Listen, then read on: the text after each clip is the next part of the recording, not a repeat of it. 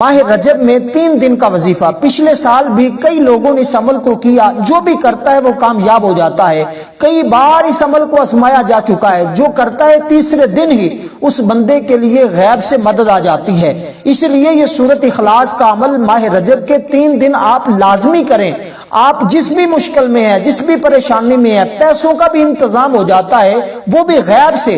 اگر آپ اس عمل کو کرنا چاہتے ہیں تو ویڈیو کو اول سے لے کر آخر تک مکمل دیکھیے گا، کیونکہ عمل بڑا قیمتی ہے اور اس عمل کو سمجھ کر کیجئے گا، اور سورۃ اخلاص کو عام نہ سمجھا جائے۔ اور یہ ماہ رجب کا مہینہ بھی عام مہینہ نہیں ہے، اس کی بڑی فضیلت ہے، اور اس عمل کو اگر آپ کریں گے تو آپ کی زندگی کو 4 چاند لگ جاتے ہیں۔ اس لیے اس عمل کے ذریعے کئی لوگوں نے اس سے پہلے فائدہ حاصل کر لیا ہے۔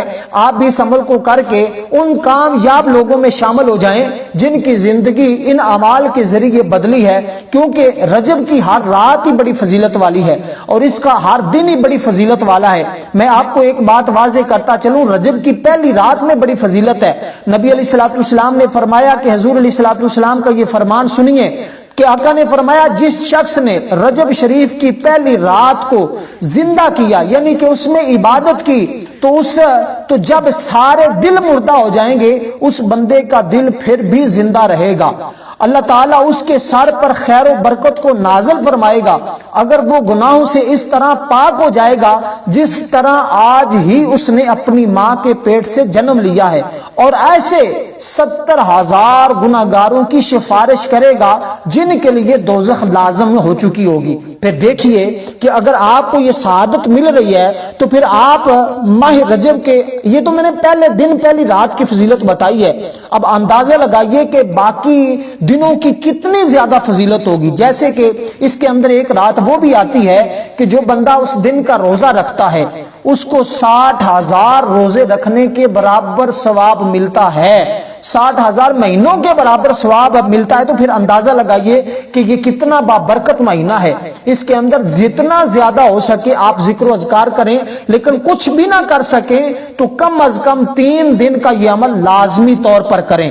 میں آپ کو ایک عجیب بات بتانا چاہتا ہوں، وہ یہ ہے کہ ماہ رجب ماہ اسم ہے، اور کہا گیا کہ جب رجب کا مہینہ گزر جاتا ہے تو اللہ تعالیٰ کی بارگاہ میں فرشتہ حاضر ہوتا ہے۔ اللہ تعالیٰ ارشاد فرماتا ہے، اے میرے مہینے، کیا لوگوں نے تیرے ساتھ محبت کی اور تیری تعظیم کی؟ تو وہ خاموش ہو جاتا ہے، کوئی کلام نہیں کرتا، یہاں تک کہ اللہ تعالیٰ دوسری اور تیسری مرتبہ سوال کرتا ہے۔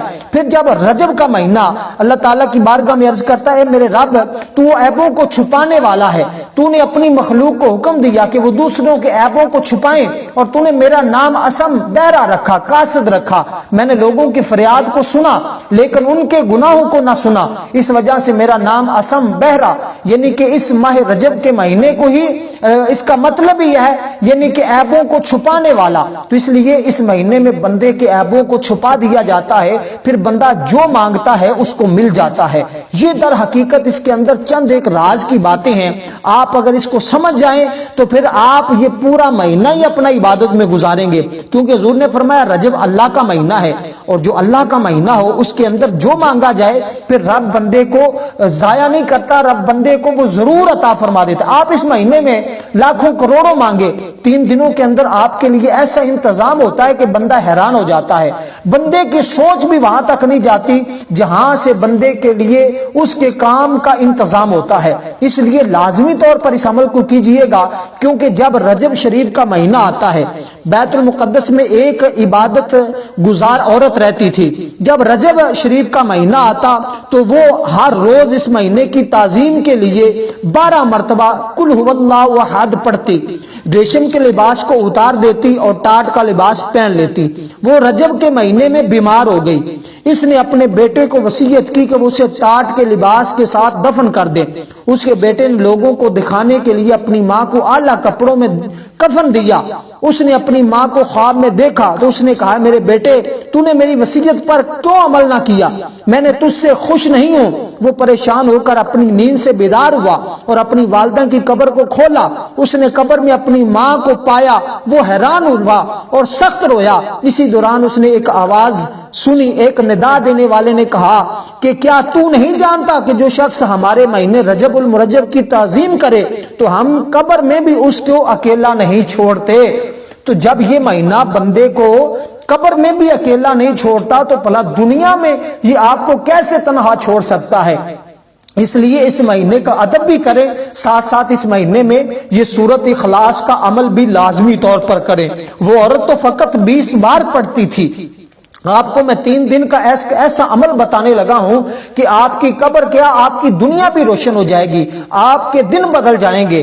آپ دنیا کے کسی بھی کونے میں رہتے ہیں، ماہ رجب کے کوئی بھی 3 دن آپ مخصوص کر لیں، جمعرات، جمعہ، ہفتہ، اتوار، کوئی بھی آپ 3 دن مقرر کر لیں۔ آپ نے ان 3 دنوں میں اس عمل کو کرنا ہے، لیکن جب 3 دن مقرر کر لیں تو پھر آپ نے آگے پیچھے نہیں کرنا۔ یوں نہیں کرنا کہ ایک دن عمل کیا، دوسرا دن ناغا کر لیا، پھر تیسرے دن، پھر چوتھے دن، اس طرح 3 کی تعداد پوری نہیں کرنی۔ آپ نے جب دن خاص کر لیے، آج عمل شروع کیا تو پھر 3 دن مسلسل اس عمل کو آپ نے کرنا ہوگا۔ پھر دیکھیے گا کہ سورۃ اخلاص یہ وہ سورت ہے کہ جس کے بارے میں آتا ہے کہ جو بندہ اس کو صرف ایک بار پڑھتا ہے، ایک بار پڑھتا ہے، اس کو 10 سپارے پڑھنے کا ثواب ملتا ہے۔ جو 2 بار پڑھتا ہے 20 سپارے پڑھنے کا ثواب۔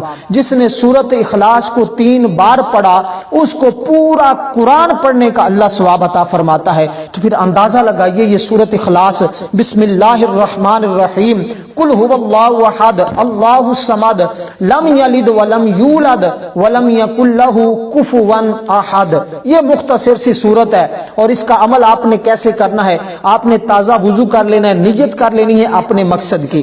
آپ کو گھر کی ضرورت ہے، آپ بیماری سے شفا چاہتے ہیں، آپ مقروض ہیں، قرضے سے نجات چاہتے ہیں، آپ کا کوئی کام اٹکا ہوا ہے اس کو پورا کروانا چاہتے ہیں، تیسرے دن ہی آپ کے لیے ایسا وہ مسئلہ حل ہوگا، ایسا کامیابی ملے گی کہ آپ خود حیران ہوں گے کہ کیسے آ کے ایک اللہ والے نے آپ کی مدد کر دی، کیسے اللہ تعالیٰ آپ کی مدد کرواتا ہے اس عمل کے ذریعے۔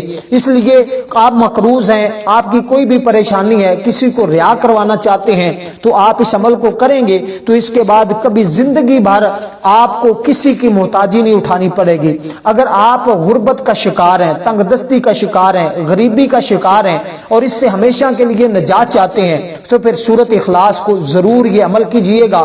اس سے آپ ہر اس مصیبت اور پریشانی سے بچ جائیں گے جو آپ کو ہلاک کرنے والی ہے، حاسدوں کے حسد سے بچ جائیں گے، دشمن کی دشمنی سے بچ جائیں گے، اور لوگوں کے جو آپ کو تنگ کرنے والے ہیں ان کی تنگی سے بچ جائیں گے۔ اور مال و دولت میں اتنی وسعت آ جاتی ہے کہ بندہ لوگوں میں بھی تقسیم کرتا رہے تو اس کے گھر سے رزق ختم نہیں ہوتا۔ تو آپ نے اب سورۃ اخلاص کو کیسے پڑھنا ہے؟ آپ مغرب اور عشاء کے درمیان کا وقت بھی رکھ سکتے ہیں، آپ عشاء کے بعد کا وقت بھی رکھ سکتے ہیں، یا کوئی بھی پورے دن میں کسی وقت بھی آپ اس عمل کو کر سکتے ہیں۔ وقت کی بھی کوئی قید نہیں، پورے مہینے میں 3 دن کوئی بھی مقرر کر لیں، وہ بھی آپ کی مرضی ہے۔ ان 3 دنوں میں جو وقت رکھنا ہے وہ آپ نے ایک ہی رکھنا ہے، تینوں دن آپ نے اسی وقت میں ہی اس عمل کو کرنا ہوگا، کیونکہ حضرت جبریل علیہ السلام کے پروں پر لکھا ہوا ہے اللہ الصمد، میکائیل علیہ السلام کے پروں پر لکھا ہوا ہے لم یلد ولم یولد، حضرت اسرائیل علیہ السلام کے پروں پر لکھا ہوا ہے ولم یکن لہ کفوا احد، اور اسرافیل علیہ السلام کے پروں پر لکھا ہوا ہے۔ یہ تمام سورۃ اخلاص ان چاروں فرشتوں کے اوپر لکھی ہوئی ہے، اس لیے یہ سورت جو بندہ پڑھتا ہے اللہ کے یہ فرشتے اس کی مدد فرماتے ہیں۔ اس لیے اب آپ نے یہ 3 دن مقرر کر کے آپ نے سورۃ اخلاص کو پڑھنا ہے۔ اب کتنی بار پڑھنا اس بات کو سمجھیے گا ذرا توجہ کے ساتھ۔ پہلے آپ نے 100 مرتبہ استغفر اللہ ربی من کل ذنب واتوب الیہ، توبہ استغفار کی نیت سے یہ پڑھنا ہے کہ باری تعالیٰ جتنے بھی مجھ سے غلطیاں خطائیں ہو چکی ہیں تو اس کلام کی برکت سے میں تیری بارگاہ میں توبہ کرتا ہوں تو مجھے معاف فرما دے۔ اس کے بعد آپ نے روزانہ کی بنیاد پر اسی وقت میں اول آخر 11 مرتبہ درود پاک کے ساتھ 200 مرتبہ آپ نے سورۃ اخلاص کو پڑھنا ہے، اور اسی طرح دوسرے دن بھی، تیسرے دن بھی، تیسرے 3 دن تک۔ تیسرے دن آپ نے دعا مانگنی ہے، کوئی چیز اللہ تعالیٰ کے راستے میں صدقہ کر دینی ہے، اور اس کے بعد آپ نے روزانہ کی بنیاد پر رات کو سونے سے پہلے اول آخر 1 مرتبہ درود پاک اور 3 بار سورۃ اخلاص پڑھ کے سونا کرنا ہے۔ یہ عمل آپ کی زندگی کو بدل دے گا۔ اس لیے دوستو بڑا قیمتی عمل دے رہا